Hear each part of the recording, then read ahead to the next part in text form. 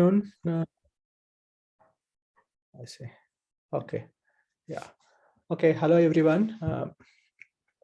And thanks, Sumit, for inviting me to give this talk in this FDP program.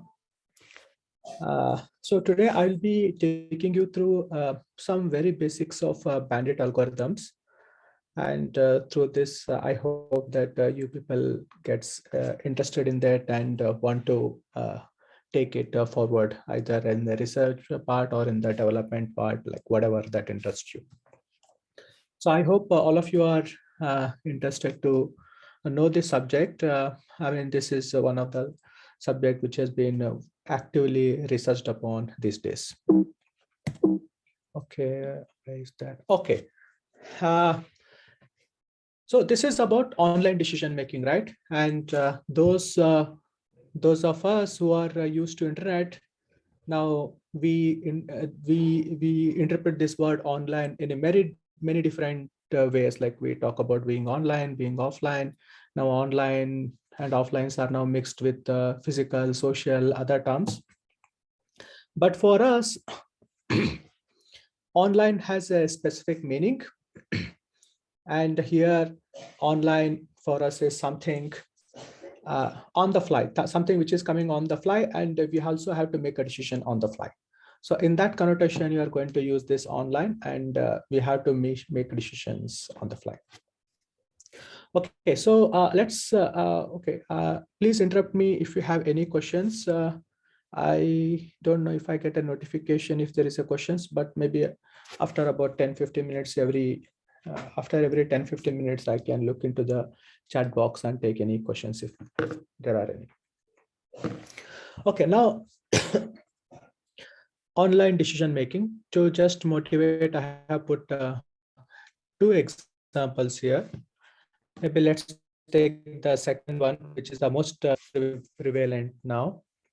So vaccine trials, right? We have been seeing so many vaccines coming, and see that whether this vaccine is approved or not, whether this vaccine is still under trial, what is its efficacy, and all those things, right? Now, how does these people go and do this trials? Trials has to be done in a systematic way, right? Because when you are going to try any medicine, you are basically putting life at risk because these medicines efficacy are not yet known. So what do you want to do? Suppose let's say Covaxin. So Covaxin initially it came. Now it need to be applied on many people. And what you will do, like you give it to a person and see how he reacts. And maybe after that, maybe you want to try again on another person and see how it reacts. And why you are doing this, you want to see that even though I put like each of these covaxins, when they are trying, right? Let's say focus on covaxin itself, they may be trying different variants of this, like the one which is having different concentration of various components. And they want to figure out which combination of their concentration is the most effective. And they want to do that by doing minimum number of trials, right? Otherwise, what they can keep on doing trials for years, but maybe we don't have that much time. So things has to be done in an online. As more and more patient comes, we want to apply and make sure that that those patients don't get affected too much. And our goal is also to cure as many people as possible. So this online learning is something that has been extensively used. And in fact, this vaccine trials is one of the early motivation to study this online learning problems. Other examples, you know already, right? Like suppose, let's say you are a you are a car dealer, and you have to decide which brands of the car you want to sell. A priori, you don't know, like there are different brands, or even if you consider a same brand, let's say you are considering Mahindra, there are so many vehicles that Mahindra produces, right? Maybe they have different range, but you want to like kind of identify which of the Mahindra's car is going to sell more. So which people are going to like more, so that you are going to sell more and make more profit. Maybe like you sell a couple of them and then get to know that people are really interested in that vehicle, and eventually you want to go with the Mahindra vehicle that has the best demand. So variant versions you can think of, not only in this vaccine and selling a car. You can think of many ways. For example, when you are in a movie platform, like platform shows you so many movies, and as users comes, it has to see that which movie it has to show. So we will little bit talk about a different application at the end, but my focus is not like a thinking about a particular application. Like our goal is to build a general framework so that as and when you have an application at your hand, you can go and suitably apply this setup there. So our goal is to understand the underlying framework and what kind of strategies can be used. Okay. So online machine learning is all about decision making under uncertainty, or decision making in a random and unknown environment, right?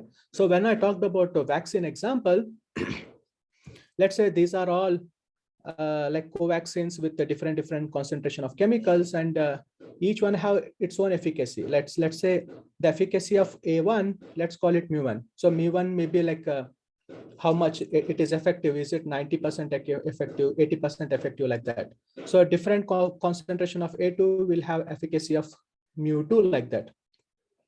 But when you are going to give this A1 vaccine, you are not going to directly see its efficacy, because when you give it a person, he may be like each one of us individually biologically different, right? Like so what we are going to see, the efficacy value, we are going to see some noisy variant of that, right? Because all of us have little, even though we are all humans, we have largely same biological construction, but still there will be something because of which each one of us are different.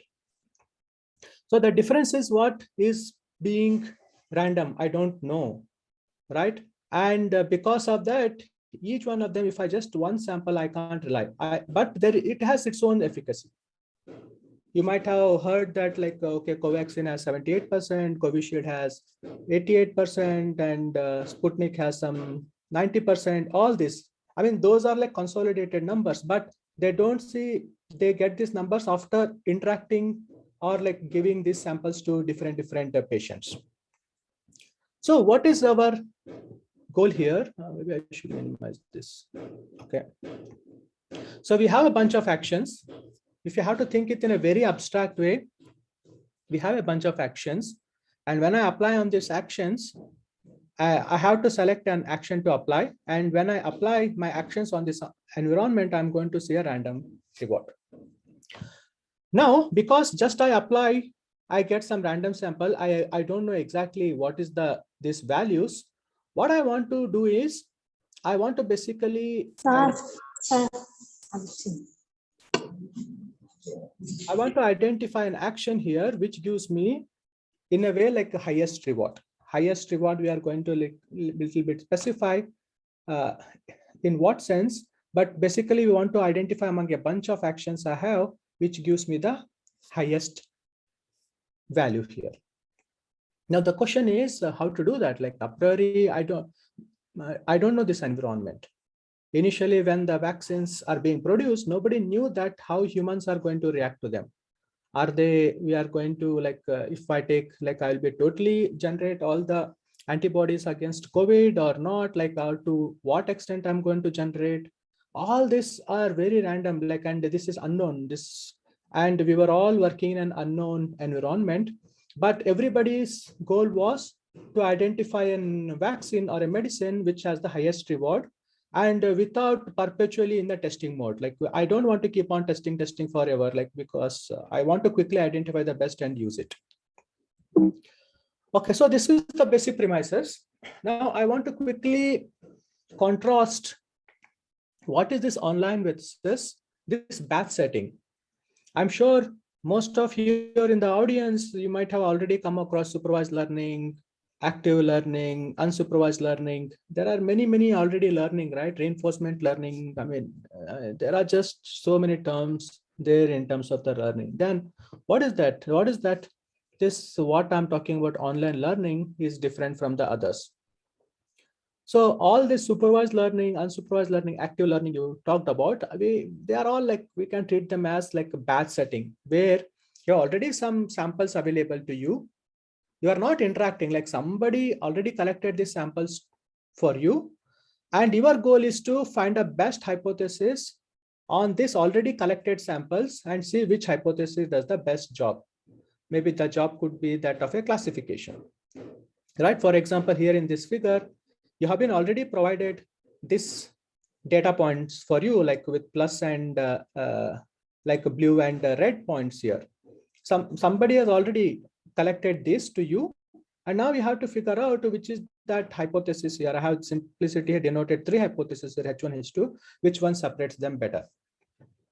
So the fundamental difference here is in the batch setting, somebody already got all the data for you, and now you are kind of doing the analysis on this data. In a say like batch setting or offline setting are like used interchangeably. Whereas in the online learning, you are not going to a priori get all these data points. Like maybe one point, like maybe this point is first you get, and then after that this point is revealed. Maybe after that, like this point is revealed. This data may be generated according to some underlying, but after seeing every point, you have to improve your decision. Like once you get a point, you have to see which hypothesis among the available I have to use to make a decision. So that's what happens, right? In a movie rating system, like if somebody new user logs in, the platform has to see that user and has to make a recommendation decision for him, right? So that is the fundamental difference. So in many cases, data arrives sequentially, while a prediction or labeling are required to be done on the fly. So my decision has to be on the fly. I can't wait. Like I can't wait, like when a data point comes, what to do. Like you have to make a decision, and that is where decision is done on the fly, or decision line is made as soon as a new point comes. So this is like a classic setup. Maybe I'll just spend 30 seconds in this. Like if those of you who already know supervised learning, how the things are set up, this is a one slide summary of that. Usually we'll have a feature set, and you have a label set, and you have a map label function which maps your features to your labels, and you will have a hypothesis test, and D is your data sets where you get features and the associated labels, and this somebody had already collected for you, and maybe like there is a rule which F here which assigns to each point xi the label, and these xi's are drawn. What you don't know here is like this has been generated to you, but you don't know what is the underlying F. Now what you have to do is identify this relation F from this data set. So that is the classical supervised learning. And how you do this, to do that, like you are going to do a loss function for define a loss function for each of your hypotheses, and try to find a hypothesis that minimizes the loss. So this is the classic supervised learning setup, right? Those of you know, like, so the points to note down here is we have already given a data set. We have been given a loss function, and we have been given a bunch of hypotheses. And now we have to decide which hypothesis to apply. And how you do this? While you are going to train, you will simply try to do the empirical risk minimization by searching for best hypothesis that minimizes your loss. This is the strategy used, and just based on here, this you see so many algorithms, right? There are SVMs, there are random forest, there are boosting algorithms, there is linear regression. All are based on this, but all of them requires some bunch of predefined or like pre-collected data should be made available to you. But now we are going to be moving away from this. Like we are going to say that we don't have the luxury of having this data collected, but one data is revealed one at a point, and my goal is to come up with the best possible decision so that I start learning the good hypothesis as quickly as possible. Now, So now we understand online learning is somewhat different from offline, the classical setting. And to study this, we need to start putting things in a little more formal way. Okay, for that, this multi-arm bandit framework is one very popular setup that has been widely used, and we are going to talk about this. Okay, so what is multi-arm bandits? Just think of this figure, which is basically this multi-arm bandits has come from this canonical representation where somebody goes to a casino and you have multiple casino that machines there, and you have to identify like in which machine you want to play so that your winning chances are highest. Initially, you don't know which machines are going to give you better returns. You don't know, but you need to play and figure out. And that is what there are multiple levers here, like you can think of arms, and you have to play them. Now, abstracting all these things, what we can say is this arms or these levers or the set of actions I have, let's say call them K arms. And in each round, I have to play one of them, and I will play, and I'm what I play, sometimes I also call it as pulling. And when you pull that, you are going to observe a random reward. Suppose you play the first machine. It's not necessary that you may be, this machine may be a good machine where you may be winning. It is going to give a better reward, but it is not going to give, you are not going to win every time there. Maybe you will win there 70% of the time and 30% of the time. So when you sample, when you play this, it may be that you will be losing that time. That does not mean that this is a bad arm for you. So we have this kind of system, and now we'll be doing interaction with this. Like in online, we are not going to end, right? Like it is going to be interaction. Unlike in the offline setting where you have a bunch of data, you train and your job is done. Here, it's not that case. The interaction goes on. Maybe the interaction can go on from, let's say, 1 to T rounds. And how does the interaction happens? You are going to think of this casino here as like some environment which you are not aware. And what you are going to do is you are going to play an arm. That playing an arm is like an action, right? And you play that action, and then you are going to observe a reward associated with that. Now, policy here, what? Now you have to basically decide what action to play in every time. Okay, so it is basically interaction with the environment. You play and you observe reward. How this is formally set up now? Yeah, we just talked about very generic thing, right? It's a generic model, like, okay, there is, I said there's an environment, you apply action and you observe reward. But like if I want to study this bit more systematically, I need to start defining what is this environment, what I'm observing, and all these things. And here comes that. We are going to say that this reward from I are stochastic. And we are going to say that that is going to be denoted by XIT for arm I. Just give me a minute. Looks like a cat has entered my room. I need to send it out. Just give me a minute. Just go ahead.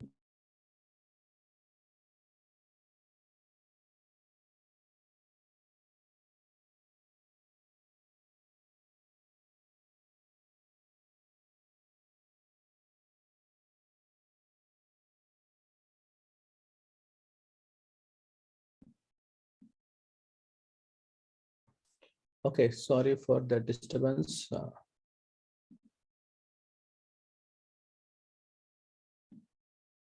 Is my slides are visible again? No. Okay, not yet. Just a minute.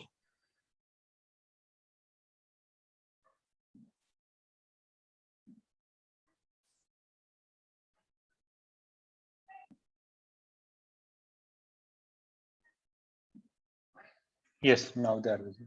Now they're visible. Okay, sorry.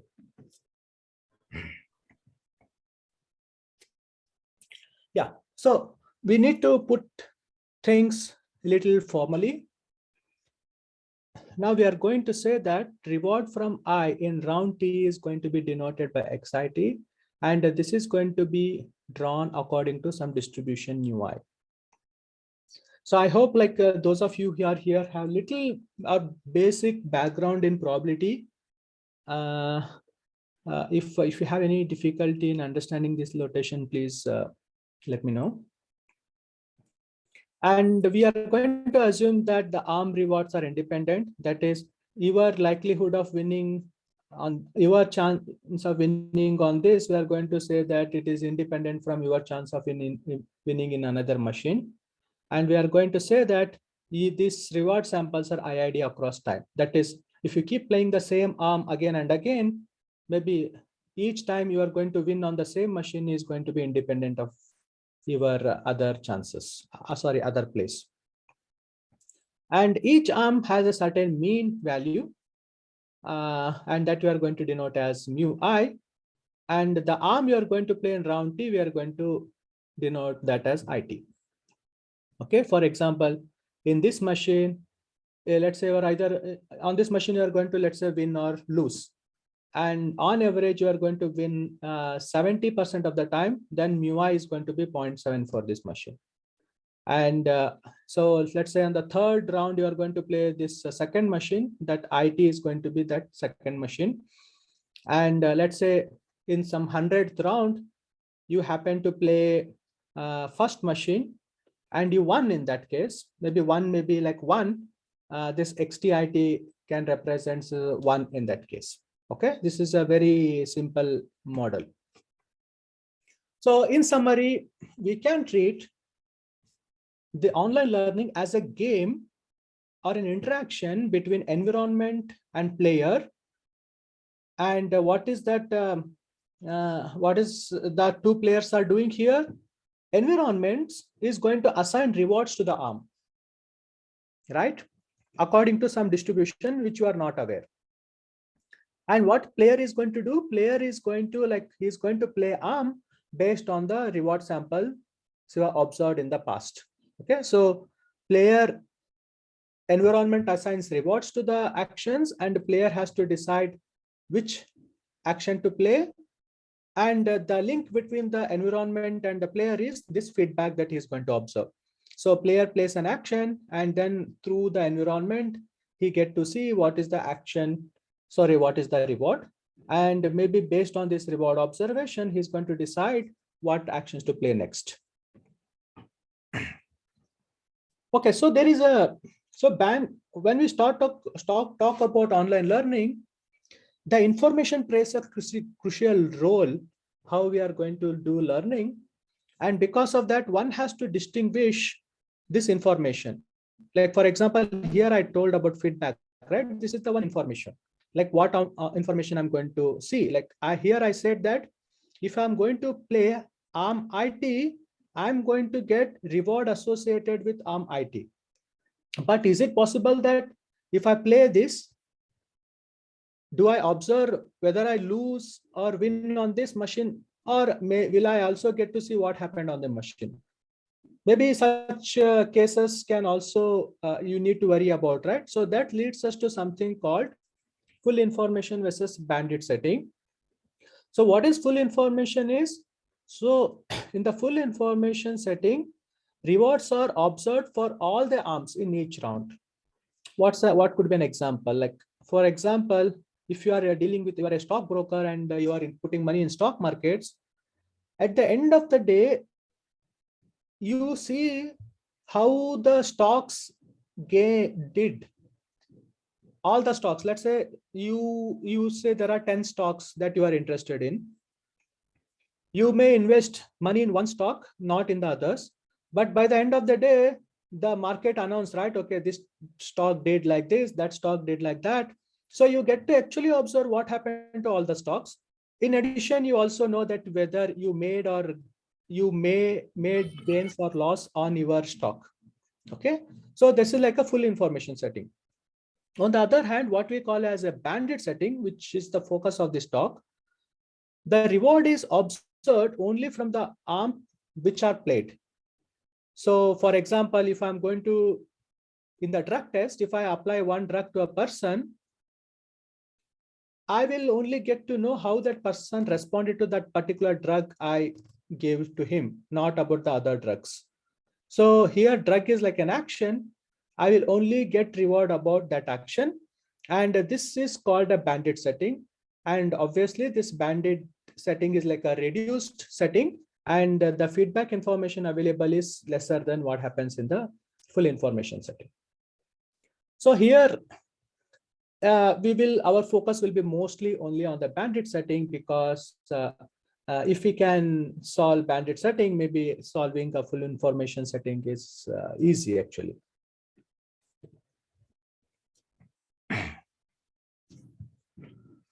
Okay, so what we would be interested in, maximizing the total reward, or rather the expected total reward. So if you are going to play IT in round T, and over T rounds, this is the total reward you are going to get. And your goal is to maximize your reward, expected reward, by appropriately choosing your action in each round.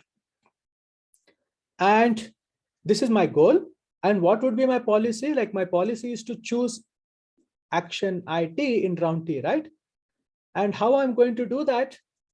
I'm going to do that based on my past observation. Like suppose, let's say I'm in particular round T, and in round, let's say if I played action I1 and I observed the reward for that, in round 2 I have played I2 and observed the reward for that, like that.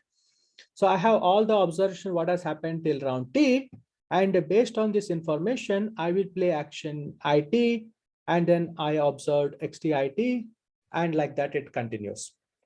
So somehow when you are doing online learning, it crucially matters how you are going to observe, use what happened, right? So that is how it, like even for most of us, like life is like a learning process all the time, right? We learn based on our past experience. So here again, like, and as we see that most of the algorithms that you are going to study, they effectively make use of our past observations. Now, policy evaluation. So we talked about our goal, we talked about our policy. Now we want to now say that what is a good policy, right? Now to understand, to define our policy evaluation criteria, we need to set ourselves some goal. Like we need to define ourselves. What is that? When I want to say a policy is good, when I want to say a policy is bad. So what we are going to do is now, we are going to evaluate our policy with respect to a oracle who knows everything. I talked about random unknown environment, but maybe like I want to now see what I would have done if it is no more unknown to me, it is known to me. Okay, let's consider a case oracle is there for which the policy is not unknown. It knows everything. So let's say if that's the case, what's the best policy for oracle? Oracle is going to always select an arm which gives it the highest mean value, right? So since it is no more unknown, environment is no more unknown to oracle, it knows all the mu I values. It can just max over them and find out which is the max and always play that in each round. So if that's the case, what is the total oracle reward? The total oracle reward is simply going to be T mu I star, right? So this is the mu I star is the mean reward it's going to get in every round, and it is playing it over T rounds. Now, I want to now compare whatever the policy I have, how does it compares with the total reward of the oracle. So for that, I'm going to define a regret. So the regret is now going to be defined as whatever the policy the oracle gets and what did I get as a learner.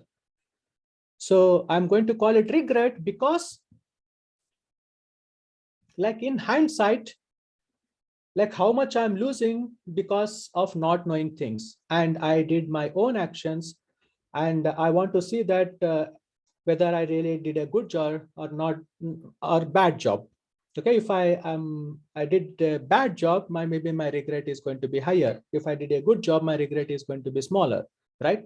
So we are going to define this regret, and this regret, like if you put expectation inside, it is going to be expectation of this quantity simply mu it.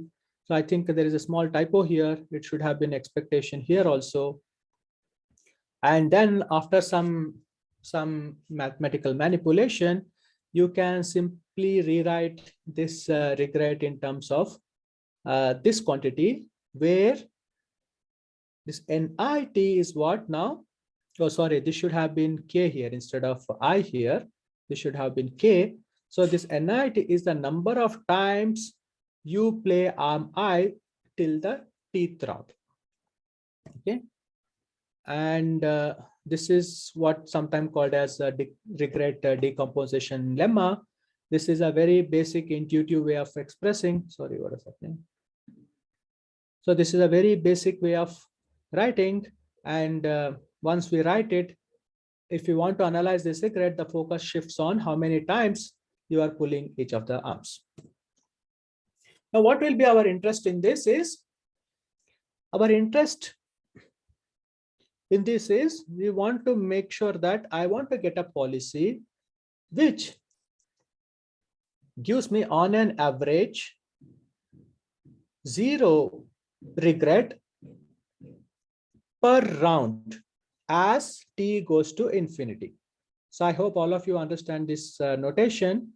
So this is like regret I got in t rounds. I'm dividing it by t. That means I'm looking at regret per round, and I'm asking this to go to 0. So that means eventually I'm doing as good as Oracle, right?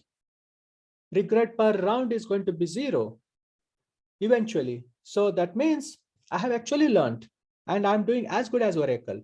Maybe it is asymptotically, that's fine, but at least I should be doing that. Like even if t tending to infinity, if this is not tending to 0, that means you're not learning. Okay. And now the question is how to achieve. And whenever a policy gives me satisfies such criteria, we are going to call it as a consistent policy. Now the whole question is, does there exist a policy? And everybody is behind identifying policies which is going to make sure that it regrets is driven to 0. And not only if it is driven to 0, how fast it is driven to 0. Right? If you can come up with a policy which goes to 0 faster than the existing algorithms, maybe you have a new algorithm, okay, and which you can publish. Okay, now at this point, before I move ahead, I think we are already about 30 minutes. I want to see if there are any questions. Or any people have any comments, or you missed anything? You want me to repeat anything, or anything like you did not find good justification why we defined something? Sir, will you provide the PDF of this? Yes, I will provide. Okay, sir. Thank you.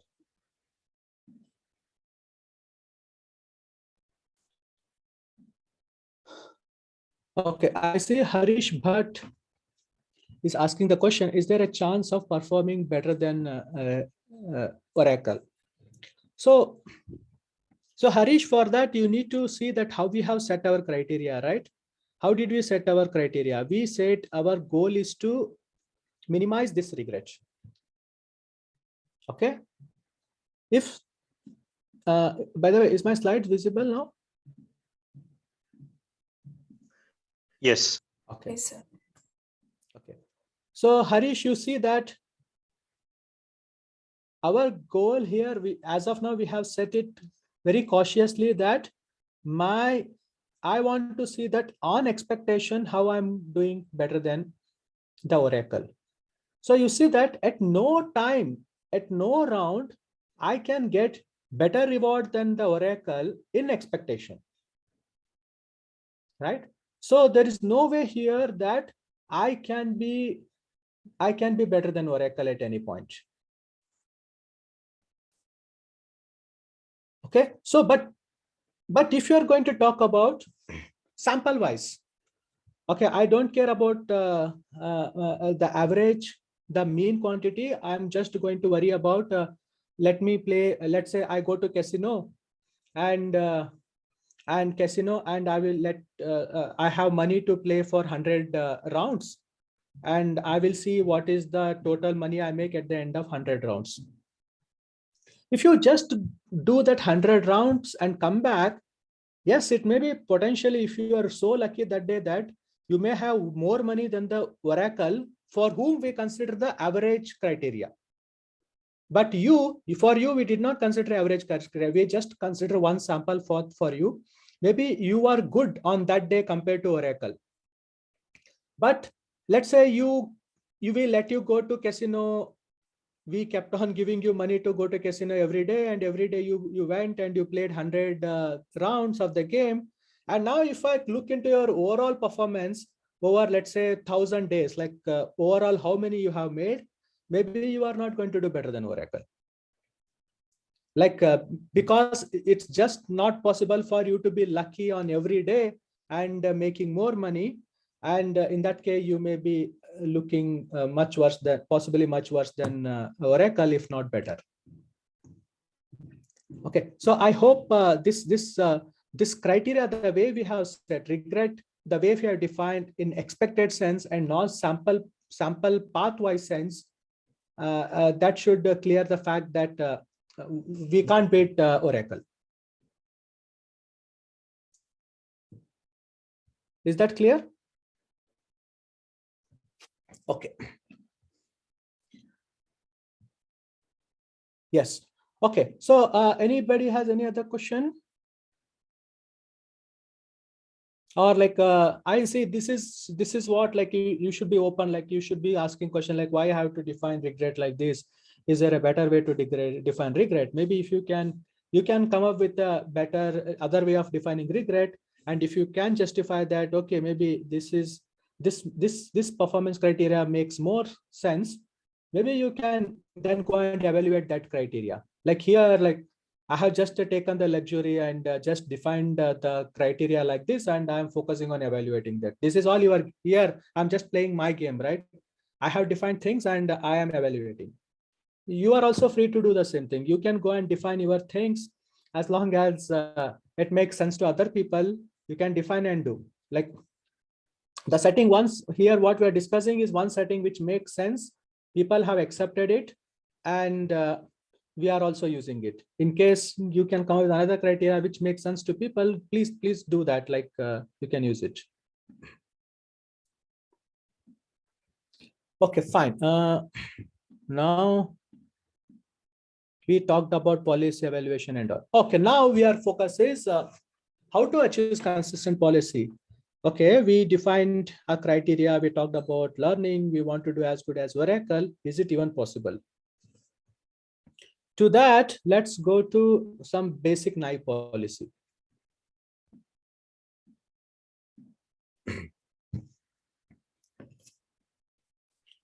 Okay, let's say you have, let's again take this casino example itself.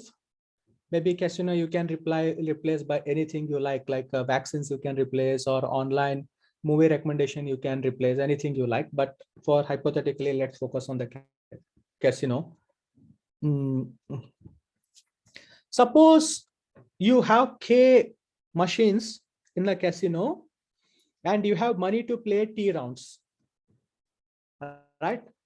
Just assume that each casino you can put, let's say, 10 rupees, and at the end either you win or lose. And if you win, you get 20 rupees. Otherwise, you lose your money. And you have 10 machines like that. And your goal is to identify a machine on which your likelihood of winning or like is higher, or you want to identify a machine, or you want to make sure that like after you play this game 100 times, you are not bankrupt, like you have made actually money. How you are going to do that? One very nice policy is initially you don't know, right? Like if you know which machine you are going to win, you are going to bankrupt the casino owner, right? So you don't know which machine is going to give you more money. So you are in an unknown territory now. So one way you are going to do is, initially, you don't want to take the risk, too much risk. You are going to play each one of them equal number of time. So you have T rounds to play and K arms. So you play each one of them equal number of rounds. Maybe this is like, even if you are going to play each one of them select randomly, like you will see that on an average, you'll be playing each one of them T by K times. So this is like pure exploration, right? You just go and take some machine and play. What could be other policy? Other policy could be, you play one arm and see that it is going to give you what it gave. Like if you win, maybe you continue to use that till you lose money. Or if you lose on that, you quickly discard that. Or like that, like you kind of go very greedy approach. Like whichever is giving you better, whichever you feel better at that time, you just to start using it. So what you're basically doing is you're exploiting here, right? But other option is like, maybe you can do something in between pure exploration and pure exploitation. What you can do is, in the initial time, some epsilon fraction time, like you play each one of them. Like let's say this epsilon is like, let's say 0.1 and your T is like 100. Like for the first 10 rounds, right? 0.1 into 100, 10 rounds, you play each one of them equally. And after that, you see which one gives you the better after 10 rounds, and whoever gives stick to that. Okay. Now, do you feel that, does anybody can somebody tell which policy you want to use, like policy 1, policy 2, or policy 3?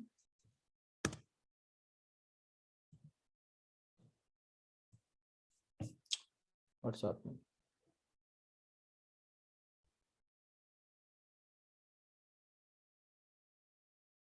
Sorry, there is some interruption.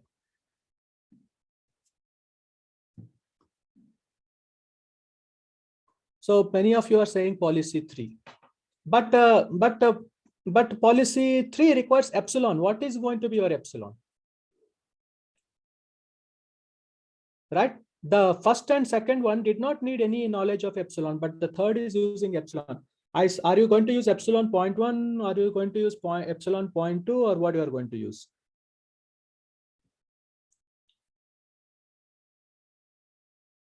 Suppose, let's say epsilon is 0. Suppose epsilon is 0. Epsilon 0 means you are basically not exploring. You are starting to exploit right from the beginning, right? So if you are going to use small epsilon value here, it is more like exploitation. On the other hand, let's say your epsilon is 1. That means you are basically exploring all the T rounds. So if your epsilon is large, closer to 1, you are basically exploring. No, but what is that good value you want to use the epsilon? So that's the challenge here, right? I don't know. I don't know what is a good epsilon. It looks like blindly going with explore and blindly going with exploit is not a good strategy. You need to explore little bit and then exploit, but how much to explore before I exploit is not clear.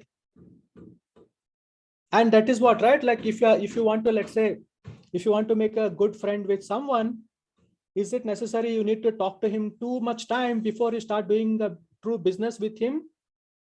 And every friend is different. Maybe some friends are very easy to understand, like they are just like us, we share the same interests, and so maybe after talking a few minutes or couple of hours, like we know, okay, he's a very good person, compatible with me, let's start doing business. But others, like maybe like they are very complicated to understand, but you don't want them let go because maybe they are really talented, and you feel that you have a sense that maybe eventually things will work out with them for me, right? So how much to explore, like how much to exploit, and that is like one of the fundamental problems in this online machine learning, like how much you should be exploring, how much you should be exploiting, and is there a sweet spot like which will give me the optimal things. So as we said, too much exploration or premature exploitation are not good. If you are going to explore high, you are going to basically spending too much time on the suboptimal things.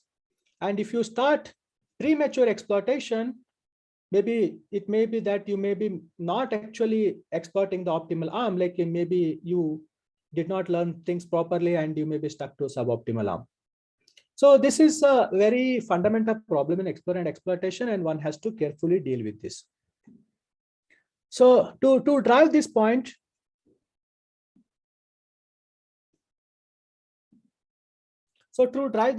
like I have run some simple experiments with just k arms, k equals to 5 arms here, k equals to 5 arms. They are just like a Bernoulli random variables. I hope all of you understand what I mean by Bernoulli random variables. Or just think of these are like 5 machines in a casino. The first machine, on first machine, your success probability of winning is 0.3. On second machine, your success of winning is 0.385, like that. And you are going to play these machines, you are allowed to play this machine 10,000 rounds. Now, if you have to go and do this explore and exploit with the different epsilon, like I have seen there. So optimal policy here is what? Optimal policy here is going to, you always go and play arm 0.8, right? So if you are going to play this arms 10,000 rounds and its success rate is 0.8, you are expected to get about, you are going to get 80,000 as your reward. But if you do pure exploit, that is epsilon equals to 0, you are getting this. If you do pure explore, you are going to get, which none of these are closer to this optimal policy.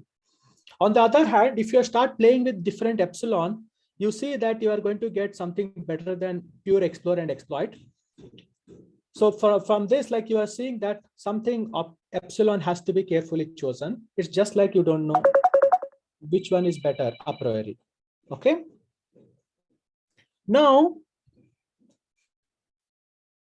this basic problem of how to balance between exploration and exploitation, this has been a very exciting problem for all the researchers.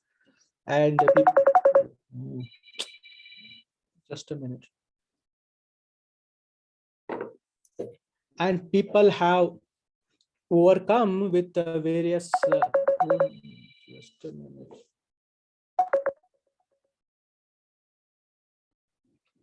I'm in class, so I can't talk much. Bye. Okay.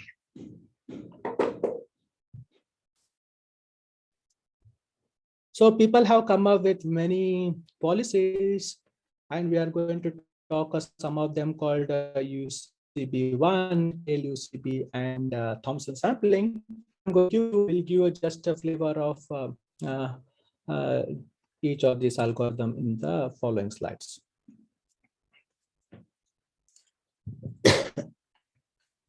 So our first algorithm is going to be based on something called optimism. See, when you are dealing with something random, right, you should not lose hope. Like when you are in a totally unknown territory, if you lose hope that I can't do anything here, then you are right away dead. The first thing you have to have is hope. And under this hope also, like you should hope that things are going to work out if I do something, I keep doing something better. So this algorithm is something based on that. It is based on something like this optimism principle, like you do something under unknown, but whatever the little information you collect, make sure that from that information, you are going to assume whatever your current information you have, maybe that is the actual true information. And from that information, you try to see what best you can do. Okay. So in this principle of optimism, what you are going to do is you are going to construct confidence intervals about what you observed so far. Okay. So you are observing samples for each arms, right? You can estimate their mean. You can do a simple empirical estimation as we always do in the in our supervised learning setups, right? But instead of just looking at the estimates, what you can do is construct the confidence bounds. Like suppose, let's say you are playing a casino, right? You played one arm and you are seeing that you played that arm, one particular machine 100 times, and you observed that you won 70 times and lost 70 times. So your estimate is the success probability of winning there is 0.7. But this is may not be the true value, right? 0.7, because this is just out of 100 samples. But instead of taking that as a 0.7, you assume that maybe it's my chance of winning that is something around 70%. Maybe it is something between 60 to 80, something in between. So here is that representation. You assume that, let's say these are like 4 machines in the casino, and this red dots here are the actual true value.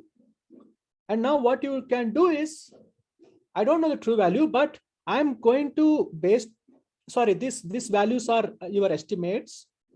Just a minute. Oh no, these red dots are actually the true values, and your estimates may not be exactly this value. Maybe it is somewhere here, but you try to construct and lower and upper interval around that. Like you say that, okay, if I have so far succeeded 70 times, maybe something between 60 to 80 is the range. And you start constructing some samples, confidence intervals. And maybe once you have this confidence, like confidence interval, always assume that whatever the upper value is the true value. Like you are trying to be optimistic here, like, okay, whatever I have observed value, and when I consider the consider these intervals, go and assume that whatever the upper one, right? The upper one, since we are talking about reward here, we are going to take the upper one here. Assume that that's the actual true value and start using that. Okay, so what in this principle we are going to do is act as if the best possible model was the true model. Like here, you're going to construct these confidence intervals, and whatever the upper confidence value you have, assume that value. But if you are optimistic, you are going to take the upper value, right? Like we see people always who are sometimes pessimistic and optimistic. And it is better to be pessimistic in some cases, but it's better to be optimistic in some cases. But in this cases, in this case, it is always better to be optimistic. For example, like if you feel that like you don't prepare well for the exam and you only cover few syllabus, but if you are thinking that, okay, questions will be coming from only the portion which I have read, maybe you are trying to be too optimistic. Maybe that will happen, and with your little effort, you will get too much reward.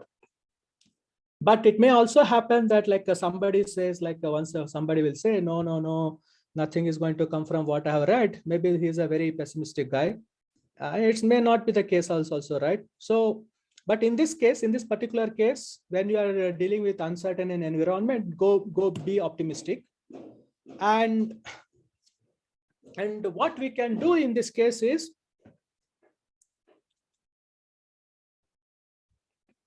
see, in this case, this red dot are the two values.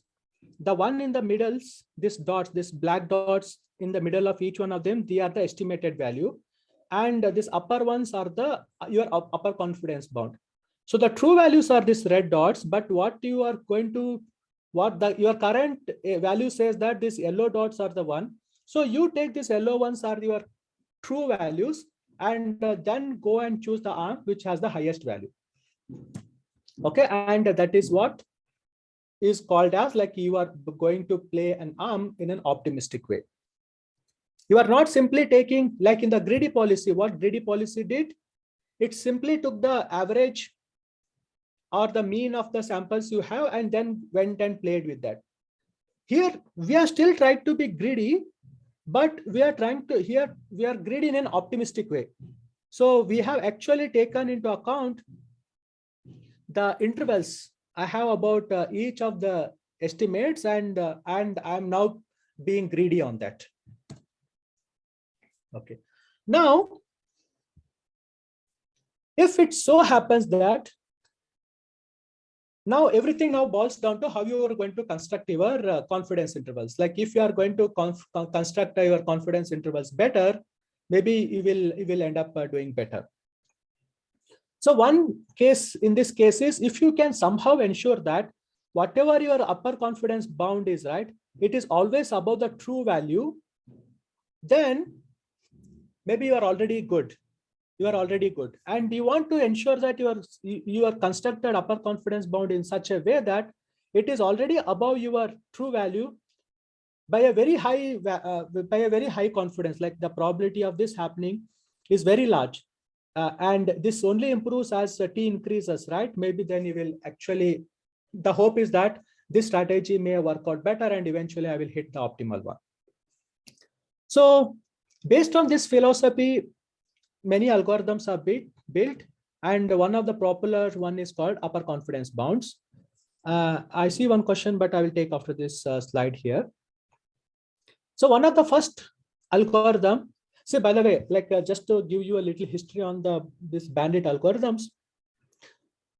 The bandit algorithms came basically motivated from the medical tests about like which treatment is better to apply, so that I identify the best one without harming too many people. Because when you are going to do medical trials, you are put humans under test, right? Before, and we don't want to cause too many damage to them. So this was done, and I think Thomson was the person who introduced in early 1930s, but it is there. And but since then people did develop algorithms. There were some algorithms, but they were not like easy to understand, very complicated to analyze and all. Only in 2002, this idea of upper confidence bound is put in a very simple and elegant way. Before that also people did explore upper confidence bound. It is just like the algorithms were complex and a little hard to interpret. But OR introduced something called UCB1, which simply said, now this is the algorithm strategy. You are going to play arm A to 1. So I think I slightly changed the notation here. Earlier I used I, here it is A now. So you are going to, based on your current information of upper confidence bound, you are going to choose your next one, basically in a greedy fashion. But how you are going to compute this upper confidence bound, this is based on this. Okay, let's ponder on this equation for a couple of minutes. What is this UCB term here? The mu hat k is simply the empirical mean you have observed from the samples from that arm. And here is actually something called confidence term. Okay, so now first start decoding this confidence term. What is this confidence term? The confidence term consists of, in the numerator is a log t term, and the denominator it has nk. So we already noticed that nk here is the number of times you have played arm k, right? So now, if you have played this arm more and more, you don't want to like play it just for the point of exploration. You want to play it only if it is providing a good reward. Okay. So what it is saying is, if initially you have not played this particular arm k, this nk is going to be more and this term is going to be larger, and in a way that it will contribute more to the sum, and you will be forced to play the term if you have to choose argmax of based on this equation. And that is why it is called exploration bonus.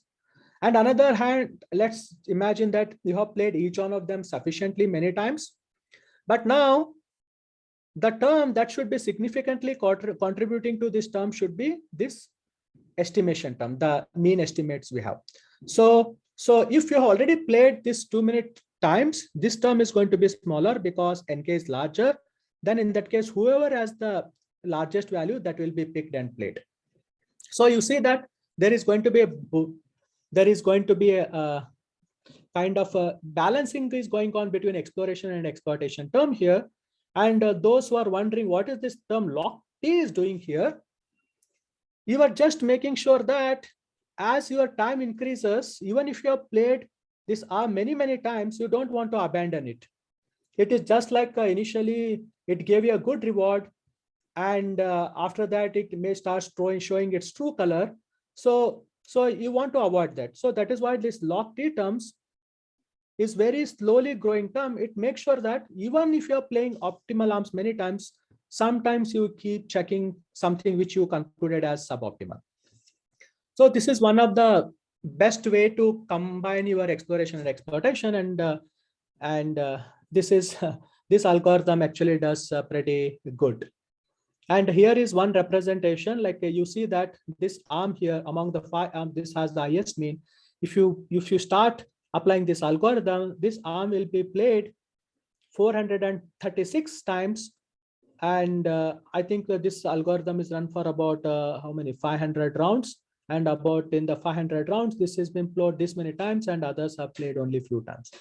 So you see that, like, if I just apply this, I will mostly start playing the optimal arms most of the times. And it's not that I will not play the suboptimals. I do play, but number of times I play optimal arms is much higher than the suboptimal arms. Okay, at this point, let me see what questions you have.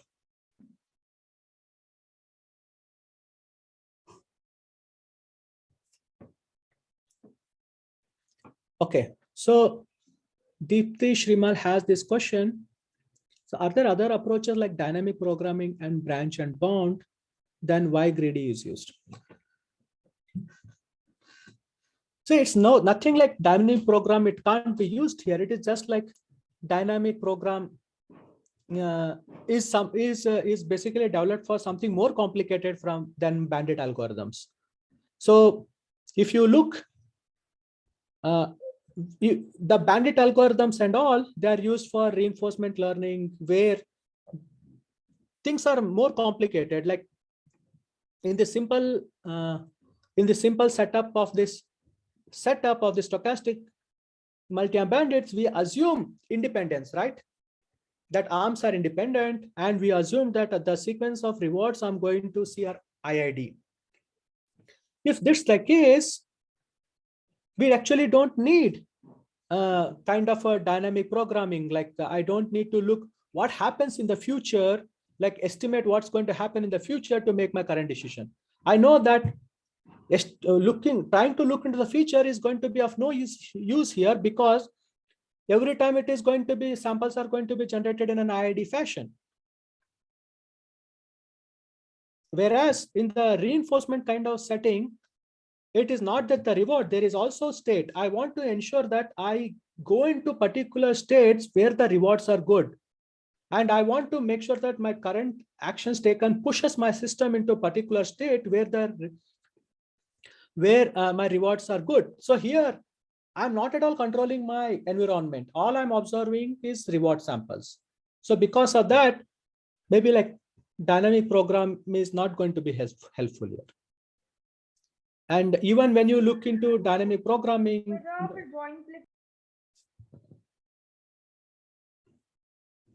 yeah. And I don't know, like, and also like for the same region, branch and bound, it may not be also good here. And we are saying that greedy is also actually not good here. We are discouraging to you from using greedy here, right? Because greedy can give you always suboptimal, and I showed you here in this figure. Yes, sir. Actually, greedy fails in some cases. It is never, or In some cases, it fails or never give any optimal kind of solution. Yeah, it may get stuck in some suboptimal things and we may not come out. Yeah, right. And for that reason, and that is the reason that also motivates. So because of that, we have to be continuously doing some exploration in a little slower pace. This is just to ensure, see, this first part is basically greedy, right? This is like a simple estimates, but this portion is what it is perturbing yourself from the greedy. It is basically pushing you to do some exploration. Okay, so that is the balance we are talking about. And as I said, dynamic programming is not useful here because of the IID nature of our setup. Like if it is not IID nature, maybe dynamic program can helpful, but not in this. I hope, Deepti, that clears your concern about not using dynamic programming here. Yes, sir. Okay. And analysis of this is actually not difficult. Actually, it follows standard arguments from Hofding's inequality. But even though it's follows from standard Hofding's inequality, but even one has to carefully deal with some events, and that is like something not so counterintuitive. Like applying Hofding's inequality is easy once you define your set of events. But defining some set of events which are actually bad events in the analysis of this bandit that is where the whole trick lies.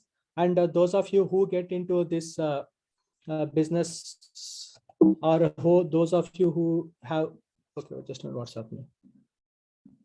Yeah, those of you who will want to pursue this more, you will see that like that is the area like you will be interested in how to define appropriate events so that you will not get stuck in something bad. Okay, so I did not put a lot of performance guarantees we get here. It is possible that one can systematically analyze these algorithms and give finite time analysis. And one can argue that this is indeed an optimal in finite time. Like after a certain number of rounds, it indeed identifies the optimal, and one can't do better than this. So another algorithm, so the UCB1 was basically use this kind of exploration term, right? Now the question comes, is this the only exploration? Is this the only way to introduce exploration? Is there other methods? Yes, there are, and people have thought about others. Okay, I see that Professor Manoj Kumar Jain has a question and ask. Yeah, please. Sorry, I missed your raising hand. Please go ahead and ask the question. Okay, no problem. So I just want to know actually what we are focusing. It is online machine learning, isn't it? Yes. So what exactly we mean by online machine learning means data are keep on coming. They are not in advance available to us, or we are taking only the part of data in the beginning. Later we will see the others. What is the exact situation you are assuming? Okay, again, the example I've been talking about, let's revisit the same example. Let's say a new casino comes up in your neighborhood. Okay. You start interest in going to that neighborhood, in that casino. So you don't know anything about that casino, right? Like which machine you are going to win or lose. Right. So now, first day you went, you don't know anything. Maybe you played one machine and you saw you win or lose. Yes. Let's say there are 5 such machines, and initially 5 machines you went and played, and you got to know like whether you won or not. And like that, it repeats, right? Like after that, you go on the 6th day, 7th day, you play, you see whether you win or not. But what's your goal? Like on each day, you want to make money. Yes. So that is what we are talking about. Like every time you are going to observe, but see, from the beginning, you don't know whether this machine is good, whether you are going to win or not. But you you want to make, you want to like start playing the best one and start making money. Yes. So if I escalate the same concept over the large amount of data, Yeah. when today we talk about the big data and machine learning and all those things. Yeah. Okay. So when it is a large number of data, and if suppose the data is keep on coming, Yeah. this is a simple example we had given for the casino. Yeah. We keep on going and playing, and the new data is being generated every day. Yeah. Okay. So in the real situation also, the data will keep on generating. Yeah. Right. So the online data will keep on generating. Yeah. And we want to basically, I would say, train our system even with the growing data. Okay. That is what exactly we are meaning by the online machine learning, because Yeah. we are not confined our modeling on the available data. The upcoming data, when they will come, they will also influence our decision, isn't it? They do. Yes. Yes. So my question is now, in this scenario, how it would be practically possible to implement this kind of technique? What would be the complexity? How would we implement? Would it be feasible? No, I'm missing your question. Are you talking about from the implementation point of view? Yes. or you are Yes. talking about- Yes.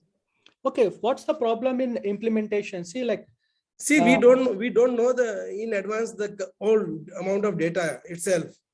It's the online coming data, keep on generating and keep on adding the data.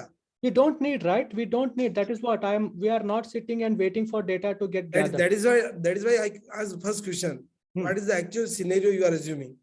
So casino, you are not going to sit and wait your friend to play. No, 100% my point is data to not you. the casino. What I am talking about the data generated. Casino is one example, is fair enough, no problem.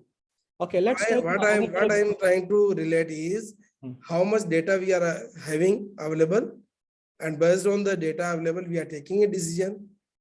Next day, next 2 days, next 4 days, you will get more data. Yeah. And you can update your prediction. Yes. Okay. So in the real scenario, if you go in the larger context, we can have large amount of data. And do we mean that we are taking a data set which is keep on growing online? Yes. For example, in the current scenario, if you see the problem of the vaccination, problem of the, say, corona test being done by the people, Yeah. you have the ID, Yeah. okay, of each person, and the data is keep on changing each time. Yeah. That is not stationary. If we want to use that type of data and do our decisions, so I just wonder that when we No, go let me break for your online question. No, let me break machine your learning, Let me break your would question. it be possible that we keep on learning our model till the last moment? Okay, so let me break your question for the benefit of others. You have bringing in 2-3 points. So Yeah. the last point you says is keep on gathering data till the last moment before we learning. And now you talked about something changing, right? Like, okay, so this is all different case that we are going to address. Yes. And in the initial understanding of this problem, we don't want to bring it because we will bring them later.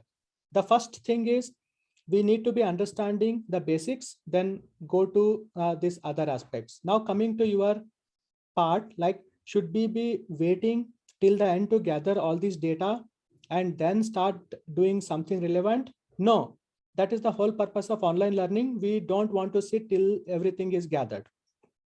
Now, No. So in the online case, you don't know the end of the data. We can't wait anyway. Anyway, our primary motivation is to not wait any point. Yes. Okay, next question. Things are changing. Like whatever I have learned so far, is that decision relevant when the new point comes? So you are talking about stationarity and non-stationarity here. Like, see what? Non-stationary. Yes. So you are talking about non-stationary. So far in my explanation and all, our focus is on the stationary things. Okay. right? And that is what this is the definition of stationary thing, like what I introduced here. We said that the rewards are being generated from an underlying distribution. I never said that this underlying distribution is changing. Mhm. Now, Okay. what you are asking us is like, what happens is underlying distribution changes. Mhm. Whether Yes, things I have learned remain relevant. okay. So that is another thing that people have obviously of concern for many people. They have looked into. So whatever we are now going to understand with this same technique can be understood the case when this distribution changes. But before we do that, we need to understand this case completely. What happens when the distribution is not changing? Okay. Then we can go ahead as a next step. Okay, let this distribution also change. Then we will see what more need to be done than what is currently available. Now I have another query. Yeah. If the distribution is not changing, Yeah. then we can take decision at the beginning itself.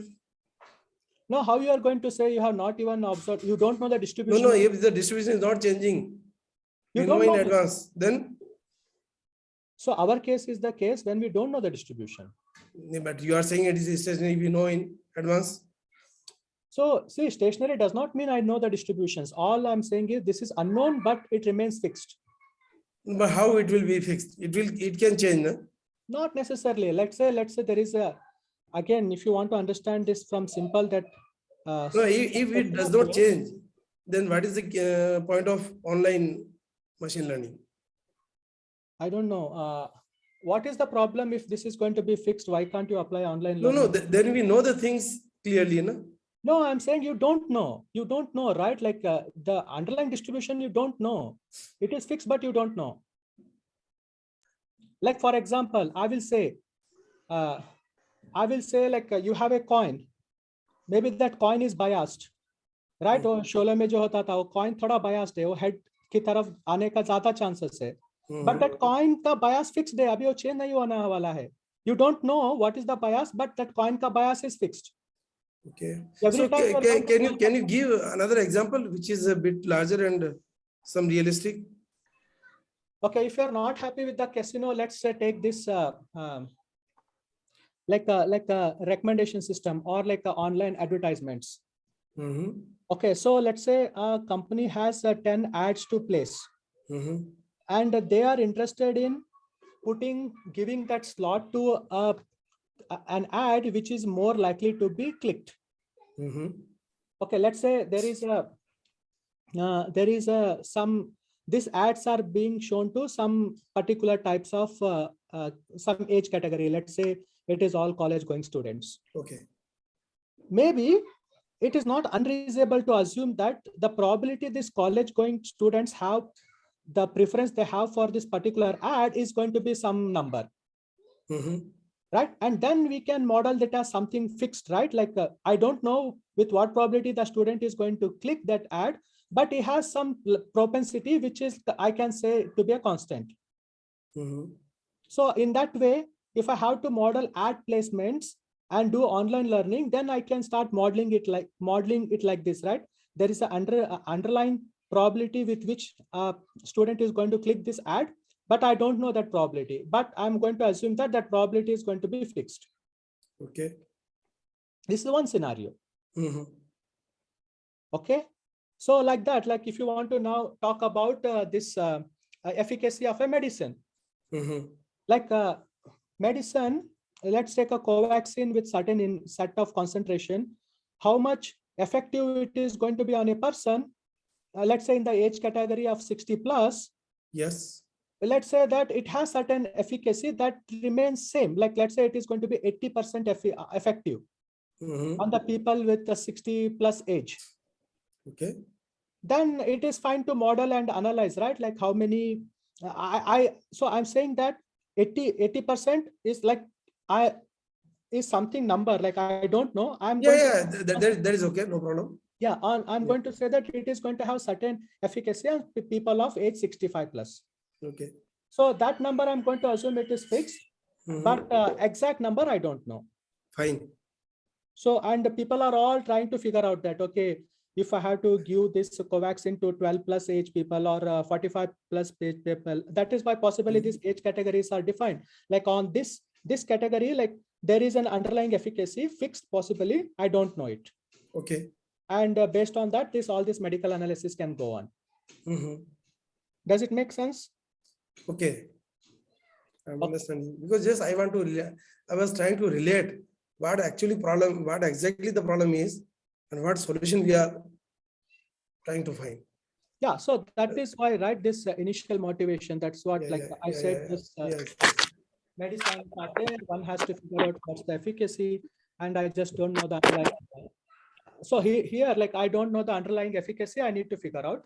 But whatever your question asks are pretty valid. Like it's not that, like even for like let's say 65 age group, there is one efficacy this medicines will have. Maybe the efficacy can vary.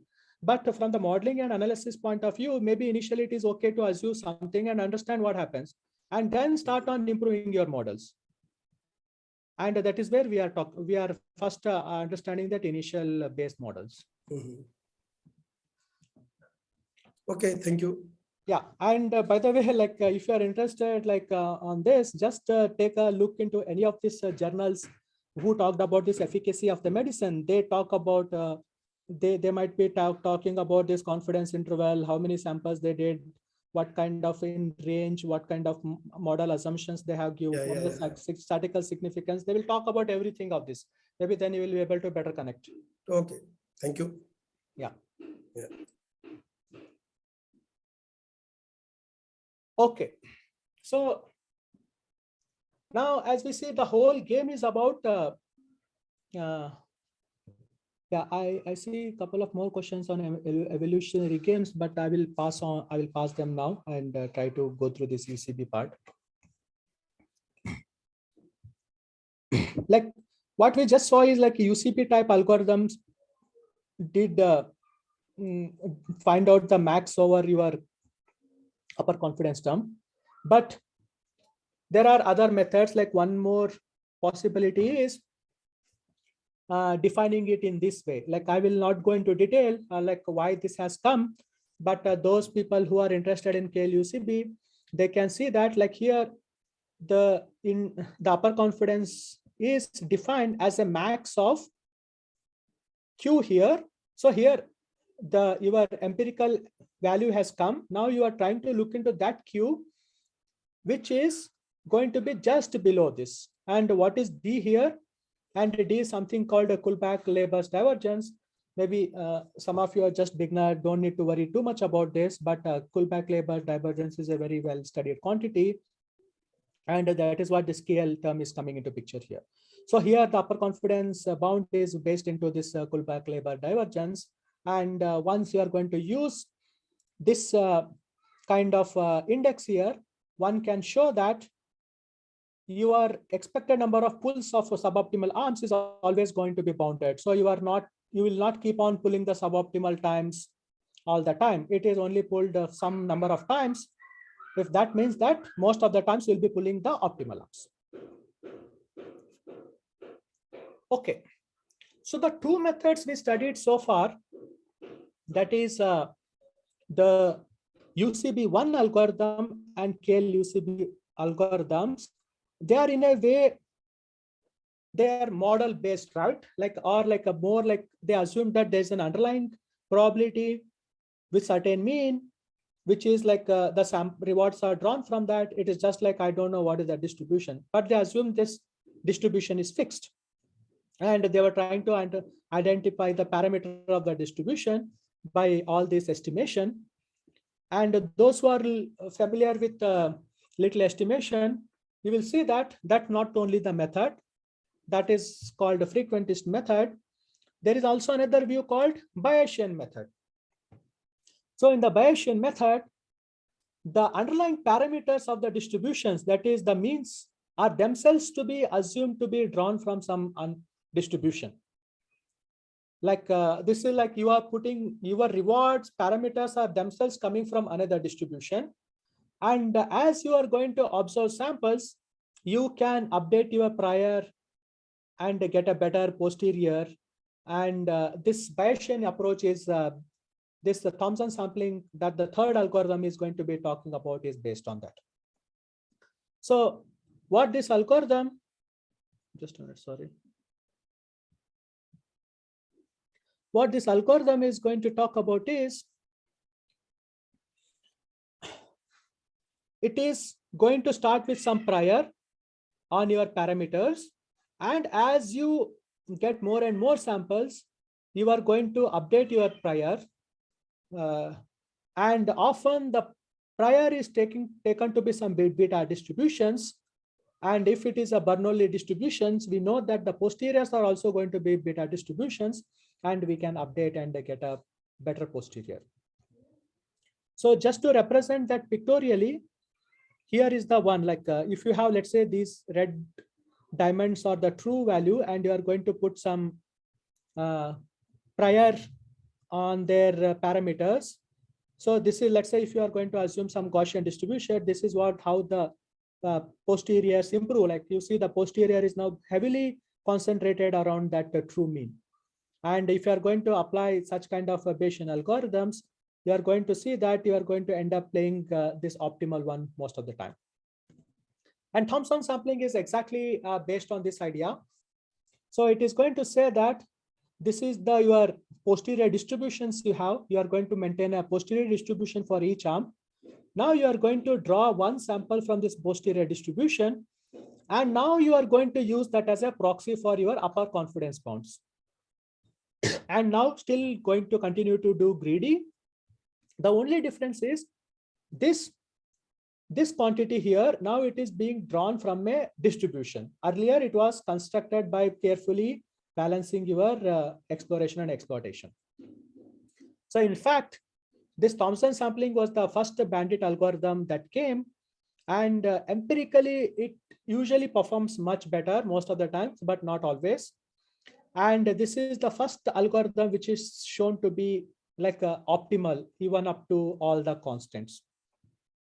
So if you people are interested in algorithms, like bandit algorithms, these three algorithms you should be like comfortable with, whatever I talked about, like, sorry. That UCB algorithm, this is based on the frequentist method, which computes the exploration and exploitation term for each arm and identifies the one with the highest index. So usually this is called as a UCB index, and UCB tries to play the arm with the highest UCB index. Now you see that let's talk about a little bit from the computational point of view, because now you people may be also interested in implementing this algorithm in a system on chips, right?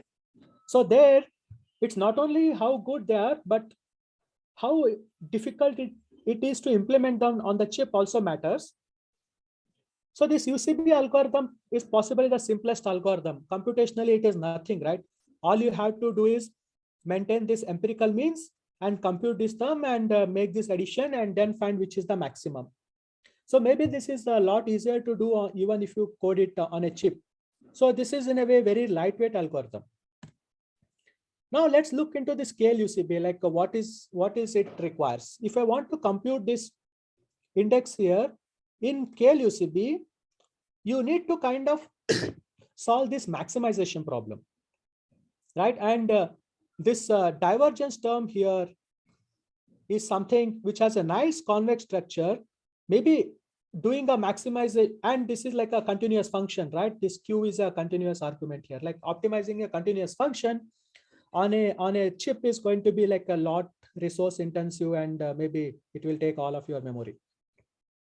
But it is computationally intensive, but somehow if you exploit its convex structure, maybe this can be elegantly implemented, but still this implementation is going to be complicated than UCB1. But however, this additional complexity has the advantage that it in general performs better than the UCB1 algorithm, even though it's computationally little more complex. Now, what about this Thompson sampling? Thompson sampling is actually most of the times better than even KLUCB, but it is based on this computing this posterior distribution, right? After every time you observe a new sample, you have to update your posterior distribution And then you have to draw a sample from that posterior distribution. So just imagine that simulating a distribution in your hardware, that is going to be a lot challenging. And maybe Sumit will also cover some of these points when he talk about some implementation point of view. So this is like the challenges, like if you just like you don't have resource constraint, maybe Thompson sampling will give you the best performance, but it has its own implementation challenges. Maybe those who are interested in system times, you may want to take into these aspects while you are developing your algorithms also. Okay, maybe I'll just wind up in 1 or 2 minutes. So this map algorithms has been used very heavily, especially this ad placement is one of the biggest use case where this bandit algorithm has been used. And companies like Google, Yahoo, who are using these models, they have reported like using these models, they're able to get some billions of improvement in their ad revenues. So some variants I want to talk about. See, this bandit is a very, very vast literature. Every month, maybe some tens of papers come up on this topic. So people have used all kinds of variants, like if you want to use some additional information, like for example, if you go to Amazon or Flipkart, right, and they initially collect your profile information, and depending on you are in which category, like you are a college student or you are a retired person, they are going to show you different ads. Like if you go to, let's say, Hotstar or Amazon, like maybe depending on your profile, maybe they may figure out that you are a sport loving person and show this movie, and if they figure out that you are a science loving person, you are going to show you some science fiction movie. So they could exploit your profile information as side information and show some information. So people have come up, I mean, they have come up with so much variants that they have even abused this bandits, like people have even named it like a cheap bandits, rotten bandits, what all, like, I mean, so rotten bandits is the one in which like if you keep playing an arm, its rewards starts diminishing. So in a way it's diminish. And cheap bandits is the one like where if you pay certain lesser amount to play certain actions and more amount to play certain actions. So all these bandits arise in various practical application depending on what is your real problem is. But underlying principle is the same. You have to balance your exploration and exploitation to get better. So those people who are interested, please take a look into that. In addition, not only the complexity, like you can even leverage the problem structure itself. Like if your reward structure has some particular structure like uniformity, smoothness, monotonicity, convexity, people have exploited it to come up with a better learning algorithms. So in general, this map is a general framework for sequential decision making. So based on the applications, you can adapt and come up with your learning algorithms. So with that, I think I conclude this setup on this stochastic bandit algorithm. So here is what I'm displaying, some good set of resources. These books are all, so these are like very good books on this multi-arm bandits. They're all available to download freely. So those who want to like explore this, please go and take a look into this book. And in case you can't download this book, let me know. I can share you a soft copy. Yeah, and further, like if you have any questions, I don't know, we have time to take now, but feel free to write to me about this. And if you are even interested to take some research topics on that, yeah, and you want to know more about that, my work or anything, please write to me. And initially, Sumit also alluded that like I have given a full NPTEL course on this bandit algorithm, which is a 16 weeks long course. No, I think 12-week long course. And that is titled as bandit algorithms. If you search it with the NPTEL term, you will see that. Yeah, I will be very happy to like take or help you people if you want to explore further in this. Thanks a lot, Mangesh. So let's see if any question from the participants, any query?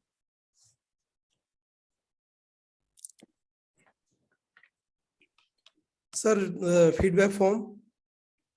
There will be one feedback form